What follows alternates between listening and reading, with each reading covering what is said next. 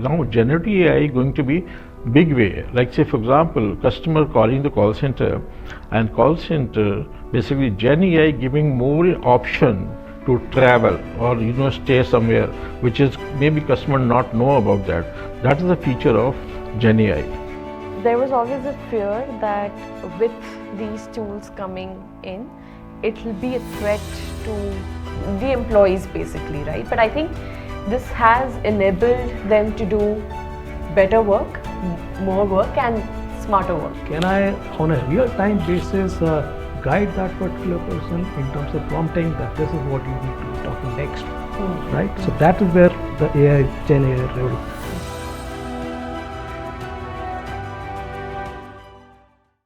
You're watching CIO News. I am Khushbu Soni, the founder and chief editor at CIO News. This is an exclusive series powered by Exotel, where we will be talking about managing the gap, bridging expectations and realities for AI-driven CX. Today on my episode, I have Mr. Manoj Srivastava, Chief Information Officer at Ease My Trip. I also have Subir Sharma, the Senior Director, Strategy and Growth from Exotel. Thank you, gentlemen, for coming today, and I'm really excited to having this conversation where we talk about the future. Sure. Thank you, Khushbu, for calling me. Thank you. It's a pleasure to be part of your discussion. Fantastic. Thank you. Likewise. Manoj, I wanted to ask you a first question to understand while we're talking about AI, generative AI, right? So, if you can tell us your journey of AI and how do you think AI is impacting individuals and businesses? I have a last 25-year experience in travel domain, but Gen AI or talk about AI ML, it basically is the last couple of years we are learning about. So basically, difference between AI is more adaptive feature nowadays. Everybody using AI. AI is just to information, static information. Basically, you're sharing with the AI, and that goes to public domain. When we talk about generative AI, basic generative AI is generated a lot of information about the one use case. So that's a potential information, potential opportunity today, especially in travel domain, where we can utilize generative AI in a big way. For example, like say call center. We call center running last couple of years, and call center we have a lot of repetitive question asked by customer.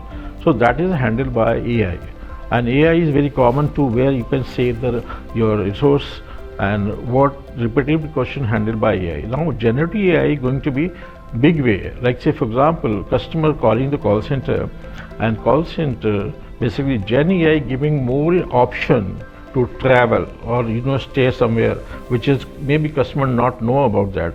That is the feature of Gen AI. Fantastic. And before we now get into the details, I have a question for you both. How do you define generative AI? According to both of you, what do creators of Gen AI think about this whole generative, and where do you think it will lead to in the future? So if you ask me, obviously you said it right.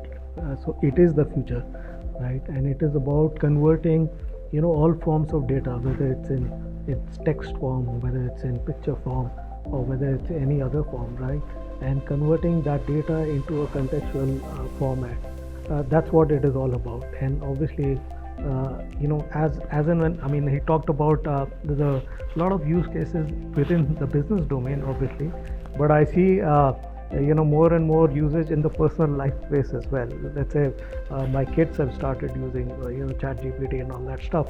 So obviously it is not only relevant in that space, which is obviously increasing the business efficiency, productivity and all that stuff, but obviously in our personal lives also it has added a lot of relevance. Right. I would like to add a very interesting use case. Like say, generative AI is not only text part, video creation, content creation.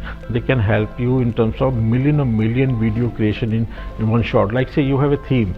Now you just type the theme, they will give you overall picture about the video, how video look like, and in a fraction of second you've changed your background view. That kind of power of generative AI. Correct. Very relevant in your industry. Absolutely.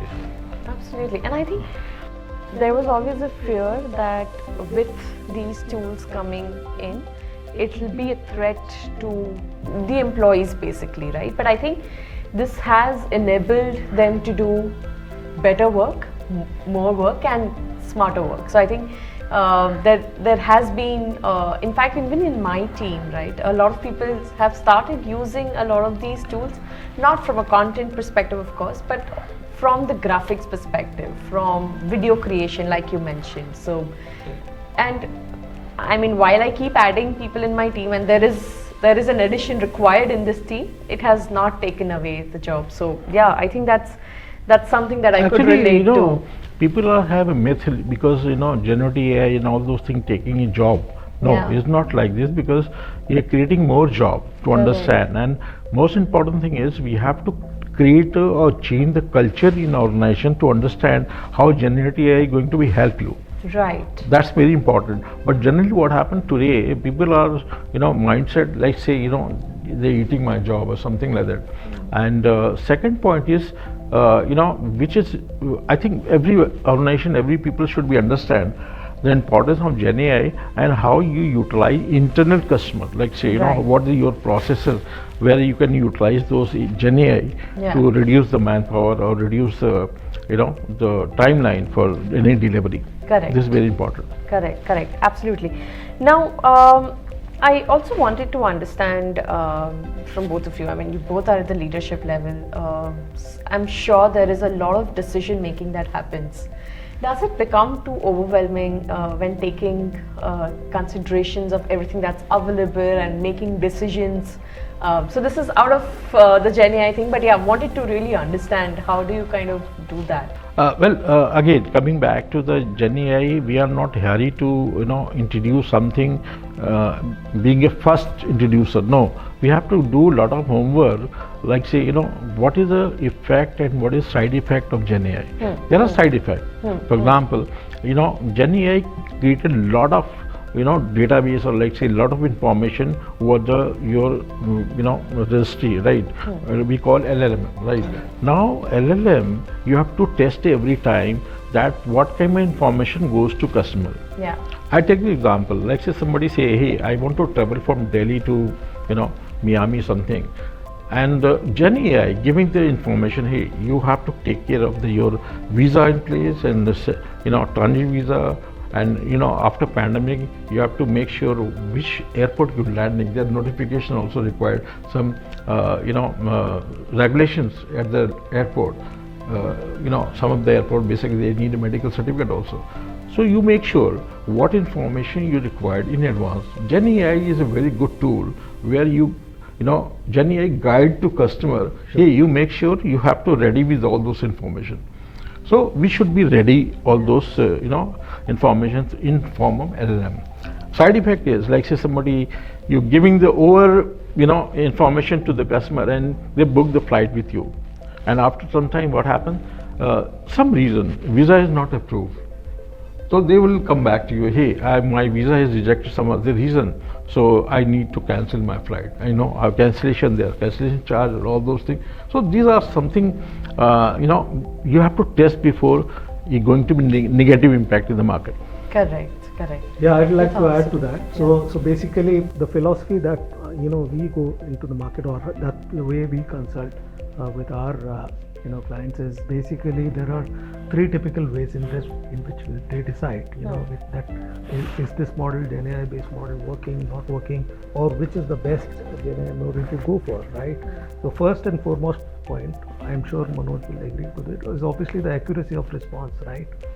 How accurate is the response that you are getting by implementing that system. That's one piece, right? The second piece is obviously the cost with respect to is it really bringing down that cost efficiency, or which is the lowest cost model. That within the Gen AI space itself, we talked about LLM, there are multiple models available, and that's the plus point that we bring onto the table.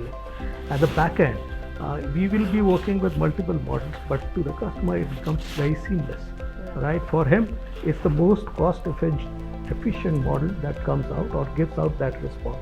And the third and the last one that I wanted to touch upon is obviously the latency of that response, right? Because sometimes it just gets into the hallucinations you would have experienced. So a lot of times it goes into that loop, or let's say if there are multiple queries at a given point in time, that is it able to respond or address that query. All those things have to be worked out, streamlined, ironed before actually put into the productive use. So my question for you is, we all now believe that Gen AI is taking the center stage, right? So have you started evaluating, or where are you on the journey as is my trip? Yeah, recently we started, some of the one of the OEM partners. Basically, we have done some POC,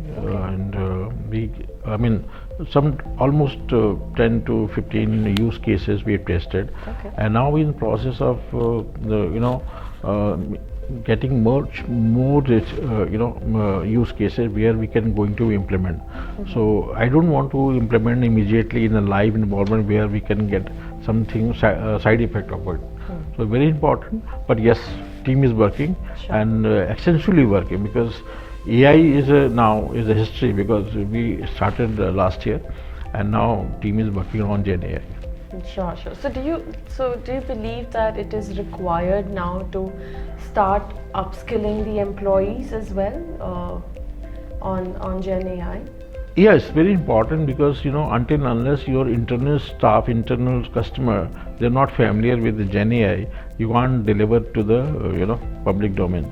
Right. So Gen AI, we are taking two way. One is how best we can implement in a public domain, number one, and what use case very relevant to them. Now, that's very important.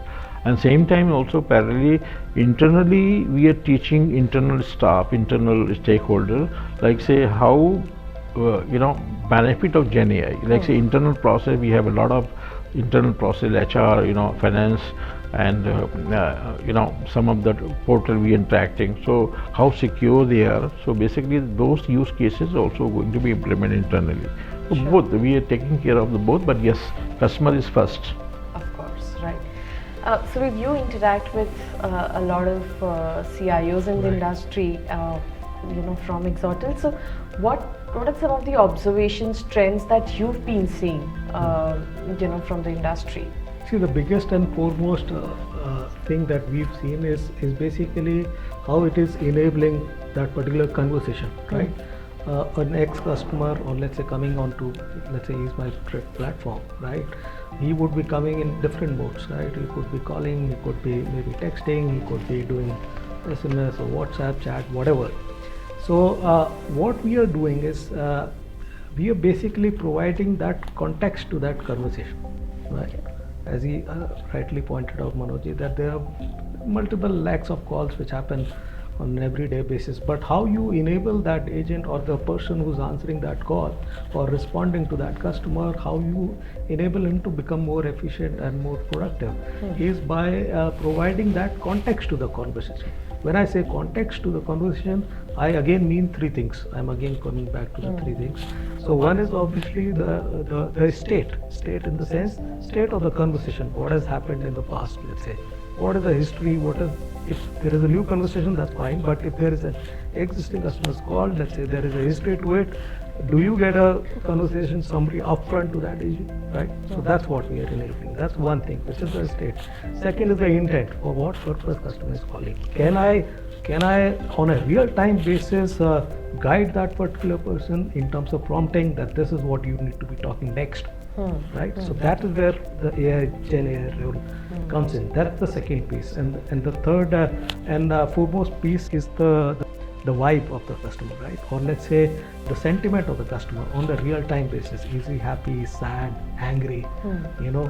With again real time with perspective to the conversation that is happening. And I'm saying this is not only on the voice piece, it cuts across all the channels, whether it's messaging, voice, WhatsApp or chat, everything. And incidentally, I mean, while we obviously do this as a business for our customers, but then we have implemented it in-house for our customer support use case as well. Right? Today, if you have to, let's say, log in or register any any case at Exotel, it provides all that stuff. All these three things which I talked about, the state, the intent and the why, and all in the contextual form, even in the real time basis. And as a next step, if you have to allow me, the next step we are piloting is obviously real time validating the KPIs of that particular person.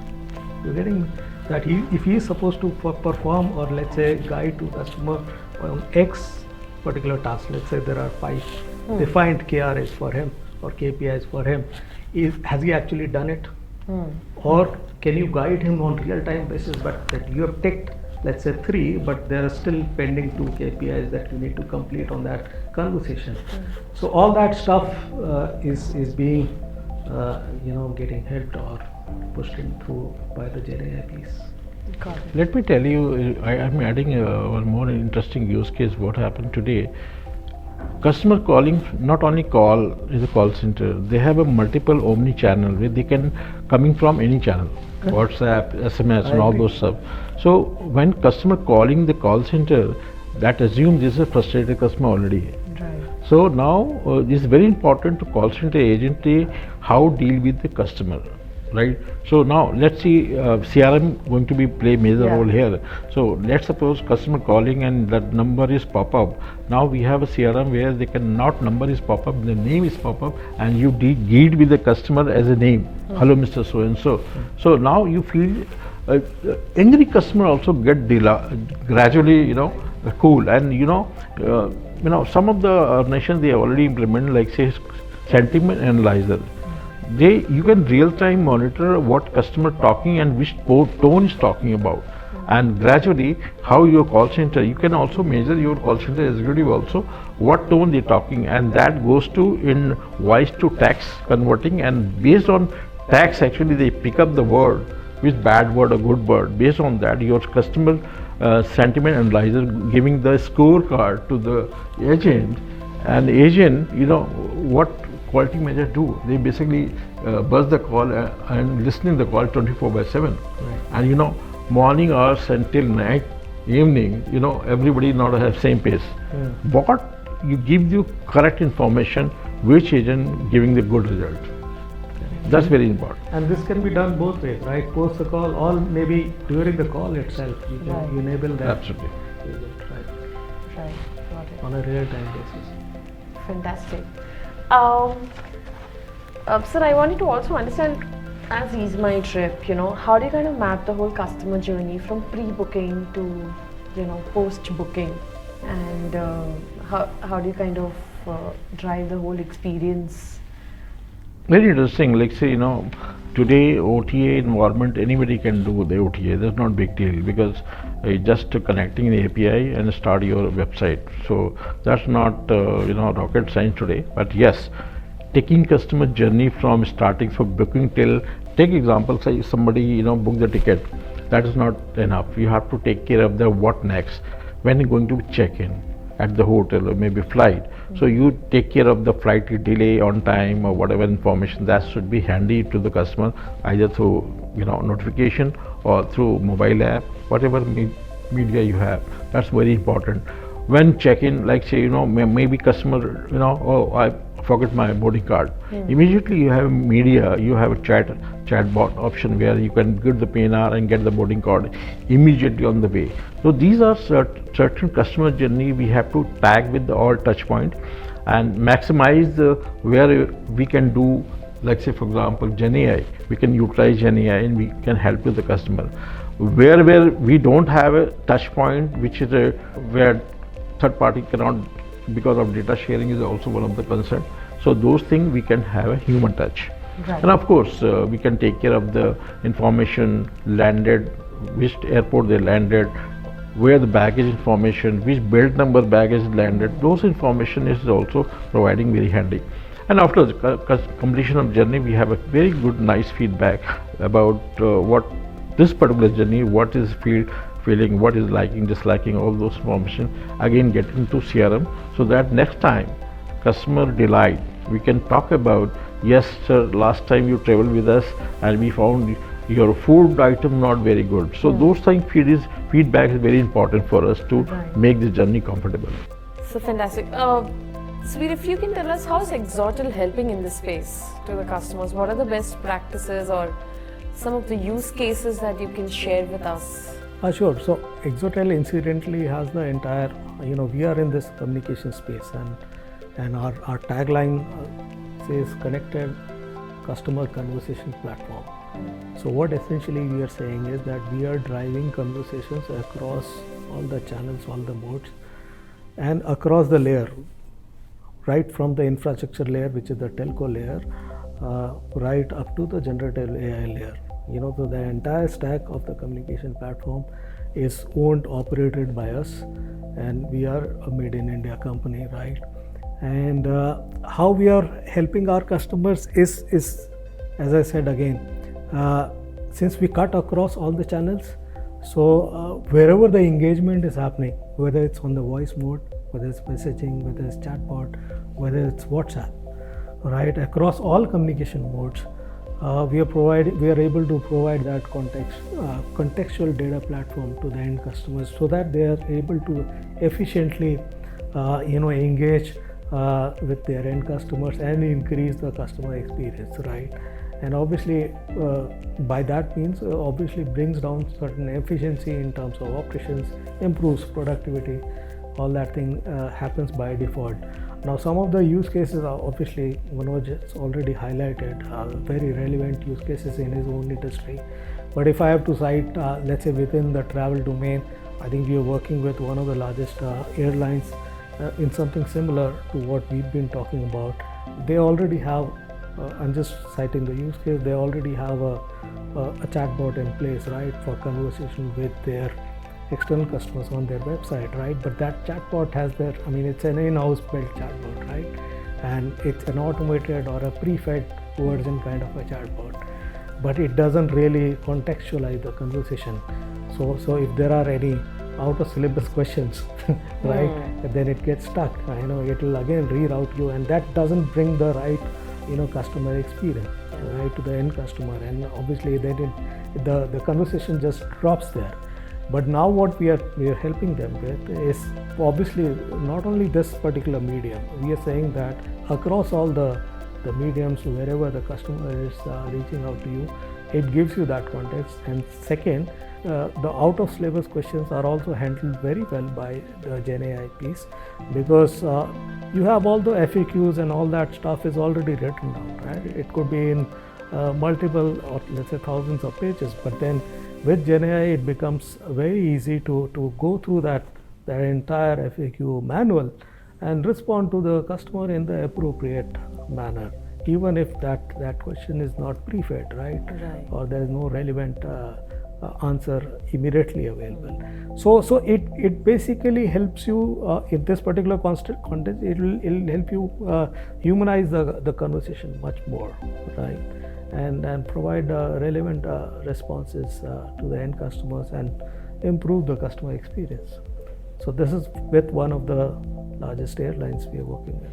Yeah, I think I can very well picturize when you talk about predefined responses, because I believe a lot of B2C companies have already deployed chatbots. Right. So I, as a consumer, when I go up and chat to a chatbot, I will have a defined set of response that I have to choose from, and that's how the conversation will go on for some time. And if at all they feel that it needs to be routed through an agent to an agent, then it will. Otherwise, I will get fed up and then just pick up the phone and call the customer care. So usually I'm very excited to actually really see how this will work, because like you're saying that generative AI will understand this customer sentiment, create responses which are of course not just defined but based on the questions that come in. Especially, I think we spoke offline also, and you mentioned that if a customer is putting 2-3 questions together on the chatbot, in a single query, then a chatbot will not be able to respond to it, or we'll put a again defined set of 3-4 options that we'll have to pick up from. And I believe this could probably work in tier 1 cities, the normal chatbot, but when it comes to tier 2, tier 3 cities, they don't really look at these kind of solutions. But if they get that kind of human touch, or something that can be problem solving for a consumer, they'll still look at having their problems resolved through chat solutions. So yeah, I think good use case, and I'm sure it's the future, as we say. Correct, and it's not only restricted to the chat piece. Yeah. I mean, we've implemented it now, extended it towards the voice side of it also. And Excellent, yeah. again, in the multilingual direction, because India as a country, right, there's so many languages also, right? Right. So how you are able to address that on an automated voice bot fashion, again, will reduce, or let's say optimize your cost on the contact center Absolutely. side. Let's say you're talking about class B or class C cities. Yeah. So most of people, India is a beauty. Like say we every 20 kilometers we change the taste, we change the language. Yes. So it's very important here. Gen AI gives a very important role. Natural language, they converted any of the dialects, Right. local dialects, and we basically teach them to Gen AI model where they understand a local dialects and they respond back on local dialects.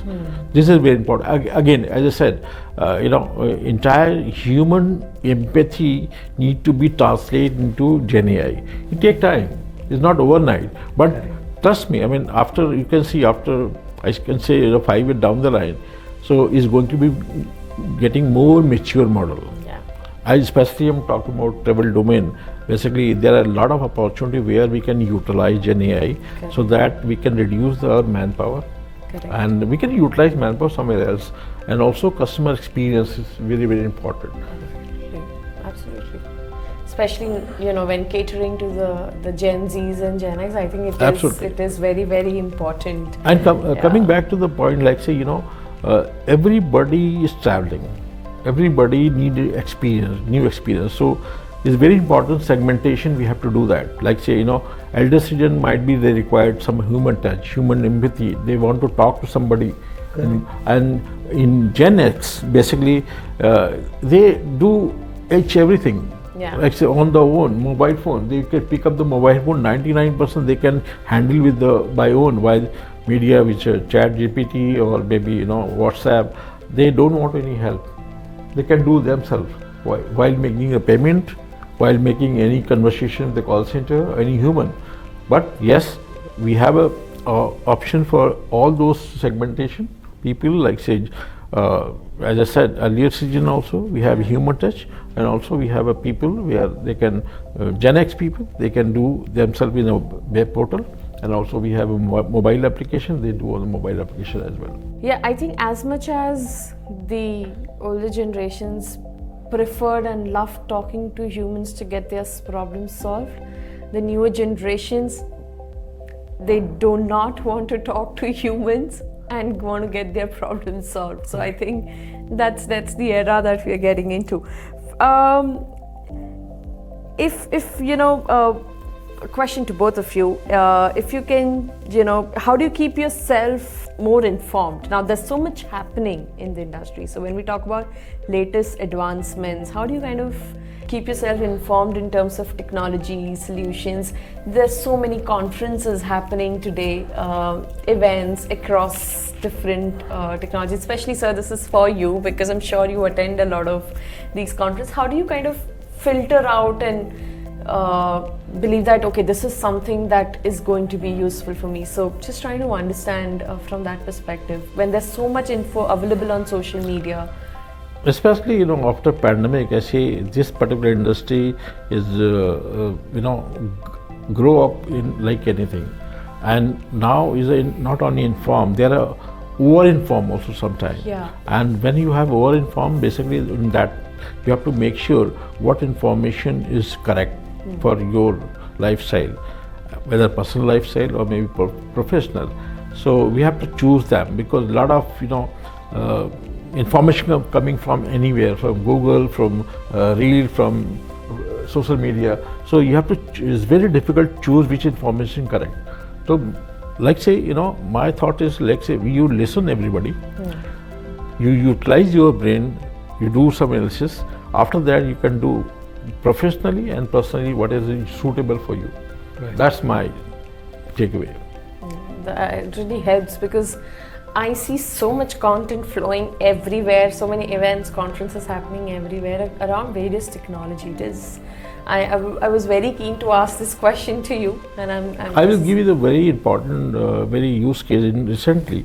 Maybe you heard about, you've seen the video where Narayan Murthy talking about the trading business, which called quantum AI, right? And immediately they said, when you click on this particular link, you find somebody else calling about, and they're talking some, payment and all those things. So, what I'm trying to say, when you're influenced with the Narayan Murthy or Tata or somebody else, and clicking on those links, make sure, because Gen AI is giving sometimes is a very negative way. So those things we have to take care of. Which links you have to click, we should not. This is very important. So, on a personal level, what is the best part that attracts you about the intersection of AI and creativity? Matlab, while AI and creativity goes hand in hand, what's your, how do you see that's the best part? So, especially in the creativity domain, Gen AI is going to be very, private role. Why? Because one, any of the creativity using any of the tool, like say Adobe or XYZ, you take some time to develop those images or those scenario or those creativity. So now somebody want to change something, again you have to redo all the work. Maybe required maybe 30 minutes or 1 hour or maybe 2 hours sometime, depend upon how complex scenario is. Gen AI, you give the scenario, and within fraction of second, you give you variety of information, variety of use case, variety of screen creativity, where you can have a chance to pick up one of the best one. So that is I would say is going to be very important role, Gen AI, especially in the creative domain. Right. And when we talk about customer experience, sir? Yes, customer experience also, as I said earlier, like say for example, when you giving all the information handy to the customer also have an opportunity, instead of customer calling back asking the question, generative already given the full information to them in advance, and sometimes it's very difficult to which information is important for us. So they choose it. So I would say Gen AI is going to be very important role in terms of giving information to customer. You allow the customer to choose what correct information for them. And also I would like to add one more important piece is like say you can also give the customer what customer they want. Like say you have a persona or customer, hey, this customer is basically lacking when they travel, when they stay in a hotel, what the room size, what are the amenities of the room. Those things you have to, Gen AI should know this customer, particular a customer know about this, so that you can only serve those information, so that customer feel delighted, hey, how they know about my liking, disliking. Right. Here, Gen AI key very important role for them. Absolutely. So in my view, I mean, if I have to add to whatever Manoj said, it's a tricky thing, right? So at one end you're talking about creativity, and other end you're saying you get all the answers on click of a button, right? Yeah. So obviously, so one is working against the other, because no longer you're working on that domain in the sense the creative side of it. So my take here is obviously we have to use it judicially. Because at many times it may end up killing the creativity part, right? Because you will have a tendency to move towards the ready-made piece, but there could be an XYZ solution which is just out of the box, which even Gen AI may not have thought about. So it's a very thin line. That was the answer that I had to the query that. So we have to basically use it judicially, but the next part with respect to how customer experience is impacted or affected is, again, we've seen it for ourselves. I mean, there are a lot many use cases we are running for our customers where it has helped increasing their efficiency, or let's say experience multifolds. The customer experience has improved multifolds. Okay, fantastic. This has been a great conversation, and before we end, I have a small rapid fire. So I'm going to be asking 4 to 5 questions to each, and yeah, rapid fire. So the first thing that comes to your mind, you can share with me. Yeah, we ready? Yeah. Okay, perfect. So I'll start with you, sir, first. One word to describe AI. So rapid fire. So Automation. quick. Automation. Automation. Okay. Customer experience to you is? Journey. Excellent. Your biggest source of inspiration? Oh, many. I mean, I will name it, or just some keyword. Maybe you can tell me one thing that comes to your mind. Book author is Maheshwari, is a mentor. I like it, and likewise there are so many, but I like. So the first that came. Got it. What's an ideal vacation plan for you? I mean, destination. Yeah, destination. Brazil. Okay, something that I also. If you say give me a second chance, Vietnam also very good. A word of advice you'd like to give to the young and aspiring individuals looking forward to making their career in this industry and in this domain? One single line I would say, yes, new generation, they have to try in a travel domain, especially because this is a domain which is very dynamically changing. Yeah. And rest of the domain, of course, they are doing well. But when we say dynamic, every day have a new experience. That is so true. That is true. I love this industry because while I am into marketing media, technology is something that we have kept it very specific to, is because it's dynamic and it's evolving. So lovely. So thank you. Subir, for you, one word to describe AI. Future. Okay. Customer experience to you is? Customer experience is journey. I would agree. Okay. Your biggest source of inspiration?